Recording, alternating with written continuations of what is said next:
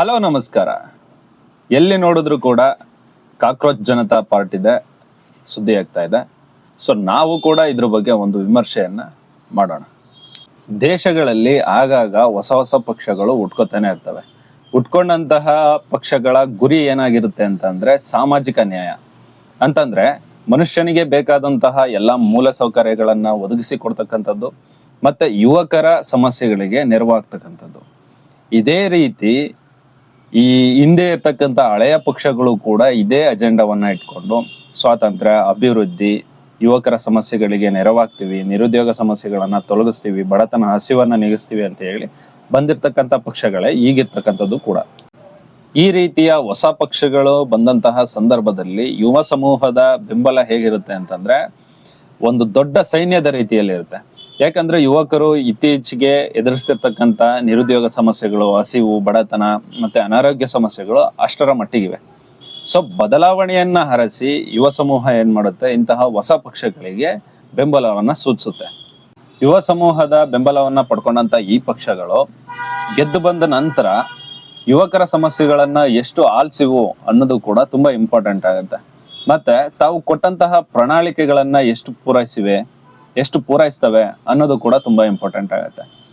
ಮತ್ತೆ ತಮ್ಮದೇ ಪಕ್ಷದಲ್ಲಿ ಭ್ರಷ್ಟಾಚಾರದಂತಹ ಕೂಗುಗಳು ಕೇಳಿದಾಗ ಆ ಭ್ರಷ್ಟ ಅಧಿಕಾರಿಗಳ ಮೇಲೆ ಏನು ಕ್ರಮವನ್ನ ತಗೊಂಡ್ರು ಅನ್ನೋದು ಕೂಡ ಯುವಕರ ದೃಷ್ಟಿಯಲ್ಲಿ ತುಂಬಾ ಇಂಪಾರ್ಟೆಂಟ್ ಆಗುತ್ತೆ.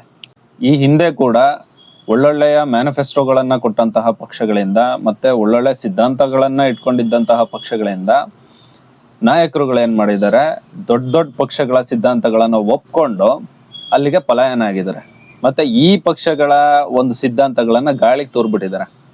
ಸೊ ಇಲ್ಲಿ ನಾವು ನೋಡ್ಬೇಕಾದಂಥದ್ದು, ಈ ರಾಜಕಾರಣಿಗಳು ಆ ಒಂದು ದೊಡ್ಡ ಪಕ್ಷಗಳ ಸಿದ್ಧಾಂತಗಳನ್ನ ಯಾಕೆ ಅಕ್ಸೆಪ್ಟ್ ಮಾಡ್ಕೊಂಡ್ರು? ಒಂದು, ಅವರು ಭ್ರಷ್ಟಾಚಾರವನ್ನ ಮಾಡಿರ್ಲೇಬೇಕಾಗುತ್ತೆ. ಸೊ ಅಲ್ಲಿನ ಸಿದ್ಧಾಂತಗಳನ್ನ ಅನಿವಾರ್ಯವಾಗಿ ಒಪ್ಕೊಂಡ್ರ, ಅಥವಾ ಈ ಇರ್ತಕ್ಕಂಥ ಪಕ್ಷದ ಸಿದ್ಧಾಂತಗಳು ಸರಿ ಇರ್ಲಿಲ್ವಾ, ಅಥವಾ ಸಿದ್ಧಾಂತಗಳನ್ನ ಏನು ಯೋಚನೆ ಮಾಡಿ ಅರ್ಥ ಮಾಡ್ಕೊಳ್ಳೋದ್ರಲ್ಲಿ ರಾಜಕಾರಣಿಗಳಿಗೆ ಒಂದು ಸರಿಯಾದ ಬುದ್ಧಿಮಟ್ಟ ಇಲ್ವಾ?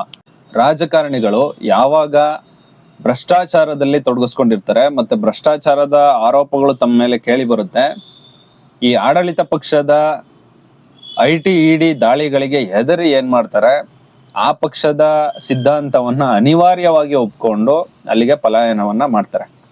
ಸೊ ತಾವೇ ಕಟ್ಟಿದಂತಹ ಪಕ್ಷ, ಯುವ ಸಮೂಹದ ಅಷ್ಟೊಂದು ಬೆಂಬಲ ಸಿಕ್ಕಿದ್ದಂತಹ ಒಂದು ಪಕ್ಷಕ್ಕೆ ಎಳು ನೀರು ಬಿಟ್ಬಿಟ್ಟು ಅವರೇನೆ ಅಲ್ಲಿಗೆ ಹೋಗ್ತಾರೆ.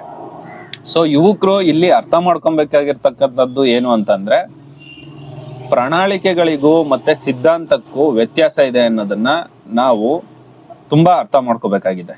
ಪಕ್ಷಗಳು ವರ್ಷ ಬೇರೆ ಬೇರೆ ಪ್ರಣಾಳಿಕೆಗಳನ್ನ ಕೊಡುತ್ತೆ, ಬಟ್ ಆದ್ರೆ ಸಿದ್ಧಾಂತ ಒಂದೇ ಇರ್ಬೇಕಾಗುತ್ತೆ. ಸೊ ಸಿದ್ಧಾಂತವನ್ನ ಅಳವಡಿಸ್ಕೊಂಡು ಕೊಟ್ಟಂತಹ ಪ್ರಣಾಳಿಕೆಗಳನ್ನ ಪೂರೈಸೋದಿಕ್ಕೆ ಪಕ್ಷಗಳು ತೊಡಗಿಸ್ಕೋಬೇಕಾಗುತ್ತೆ. ಸೊ ಈ ಪ್ರಣಾಳಿಕೆಗಳನ್ನ ಪೂರೈಸ್ಬೇಕಾದ್ರೆ ಸಂವಿಧಾನದಲ್ಲಿ ಅದಕ್ಕೆ ಅವಕಾಶಗಳಿದ್ಯಾ, ಅದರ ಸಾಧ್ಯತೆ ಇದೆಯಾ, ಅಥವಾ ತಿದ್ದುಪಡಿ ತಂದು ಸಾಧ್ಯತೆಗಳನ್ನ ತರಬೇಕಾಗುತ್ತಾ, ಪ್ರಣಾಳಿಕೆಗಳನ್ನ ಪೂರೈಸ್ಬೇಕಾಗುತ್ತಾ ಅನ್ನೋದು ಕೂಡ ತುಂಬಾ ಇಂಪಾರ್ಟೆಂಟ್ ಆಗುತ್ತೆ. ಯುವಕರು ಇವತ್ತು ರಾಜಕೀಯವನ್ನ ತುಂಬಾ ಸೂಕ್ಷ್ಮವಾದಂತಹ ದೃಷ್ಟಿಯಲ್ಲಿ ನೋಡ್ಬೇಕಾಗಿದೆ. ಯಾಕಂತಂದ್ರೆ ಬಂದಂತಹ ಪಕ್ಷಗಳು ಯಾವ ಸಿದ್ಧಾಂತವನ್ನ ಇಟ್ಕೊಂಡು ರಾಜಕೀಯಕ್ಕೆ ಬರ್ತವೆ, ಅದು ಕ್ಯಾಪಿಟಲಿಸಮ್ ನ ಫಾಲೋ ಮಾಡುತ್ತಾ, ಸೆಕ್ಯುಲರಿಸಮ್ ನ ಫಾಲೋ ಮಾಡುತ್ತಾ, ಸೋಷಿಯಲಿಸಮ್ ನ ಫಾಲೋ ಮಾಡುತ್ತಾ, ಅಥವಾ ಕಮ್ಯುನಿಸಮ್ ನ ಫಾಲೋ ಮಾಡುತ್ತಾ ಅನ್ನೋದು ತುಂಬಾ ಇಂಪಾರ್ಟೆಂಟ್ ಆಗುತ್ತೆ. ಇಲ್ಲ ಅಂತಂದ್ರೆ ಹುಟ್ಟೆ ಇರೋದಂತಹ ದೋಣಿ ಆಗುತ್ತೆ. ದೋಣಿ ಯಾವ ಕಡೆಗೆ ಬೇಕಾದ್ರೂ ಚಲಿಸ್ಬೋದು. ಸೊ ಒಂದು ಪರ್ಟಿಕ್ಯುಲರ್ ಸಿದ್ಧಾಂತವನ್ನ ಇಟ್ಕೊಂಡು ಬಂದ್ರೆ ಪಕ್ಷಗಳು ತುಂಬಾ ವರ್ಷಗಳ ಕಾಲ ಸ್ಟೇಬಲ್ ಆಗಿ ನಿಲ್ಲುತ್ತೆ. ಮತ್ತೆ ಯುವ ಸಮೂಹದ ಬೆಂಬಲಕ್ಕೂ ಕೂಡ ಒಂದು ಅರ್ಥ ಸಿಗುತ್ತೆ. ಈ ಹಿಂದೆಯೂ ಕೂಡ AAP ಅಂತಹ ಸುಮಾರು ಪಕ್ಷಗಳು ಅಧಿಕಾರಕ್ಕೆ ಯುವ ಸಮೂಹದ ಬೆಂಬಲವನ್ನ ಪಡ್ಕೊಂಡು ಬಂದಿರತಕ್ಕಂಥದ್ದನ್ನ ನಾವು ನೋಡ್ಬೋದು. ಬಟ್ ಆದ್ರೆ ಏನಾಗಿದೆ, ಅದೇ ಪಕ್ಷದ ನಾಯಕರುಗಳು ಇವತ್ತು BJPಗೆ ಪಲಾಯನಗೊಂಡಿರ್ತಕ್ಕಂಥದ್ದು. ಸೊ ಇವರಲ್ಲಿ ಸಿದ್ಧಾಂತಗಳೆಲ್ಲಿವೆ? ಸೊ ಸಿದ್ಧಾಂತ ಇಲ್ಲದೆ ಇರ್ತಕ್ಕಂಥ AAP ಪಕ್ಷ ಇವತ್ತು ಯಾವ ಸ್ಥಿತಿಯಲ್ಲಿದೆ? ಅದೇ ರೀತಿ ಸುಮಾರು ಪಕ್ಷಗಳು, ಸಿದ್ಧಾಂತ ರಹಿತ ಪಕ್ಷಗಳೇನಾಗಿದೆ ಇವತ್ತು ಇಂತಹ ಆಡಳಿತ ಪಕ್ಷಗಳ IT EDಗೆ ಎದ್ರಿ ಅವ್ರ ಕಡೆ ಹೋಗಿರೋದನ್ನ ನಾವು ನೋಡ್ಬೋದು. ಯುವ ಸಮೂಹದ ಹೆಚ್ಚಿನ ಬೆಂಬಲವನ್ನ ಪಡ್ಕೊಂಡಿರ್ತಕ್ಕಂಥ ಸಿಜೆಪಿ ಪಾರ್ಟಿ ಹೇಗೆ ಸಿದ್ಧಾಂತಕ್ಕೆ ಬದ್ಧರಾಗಿರುತ್ತೆ ಮತ್ತೆ ತನ್ನ ಪ್ರಣಾಳಿಕೆಗಳನ್ನ ಹೇಗೆ ಈಡೇರಿಸುತ್ತೆ ಅನ್ನೋದನ್ನ ನಾವು ಇಲ್ಲಿ ನೋಡ್ಬೇಕಾಗಿದೆ.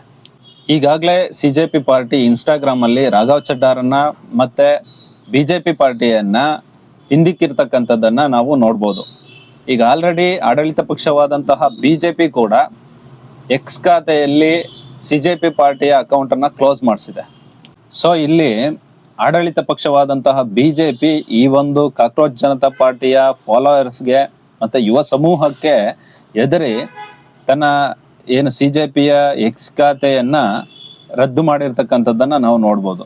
ಯಾಕೆಂದ್ರೆ ಇಂತಹ ಒಂದು ಫಾಲೋವರ್ಸು, ಇಂತಹ ಒಂದು ಯುವ ಸಮೂಹದ ಬೆಂಬಲ ಎಲ್ಲಿ ತೀವ್ರತರವಾದಂತಹ ಹೋರಾಟಗಳಿಗೆ ತಿರುವಾಗುತ್ತೆ.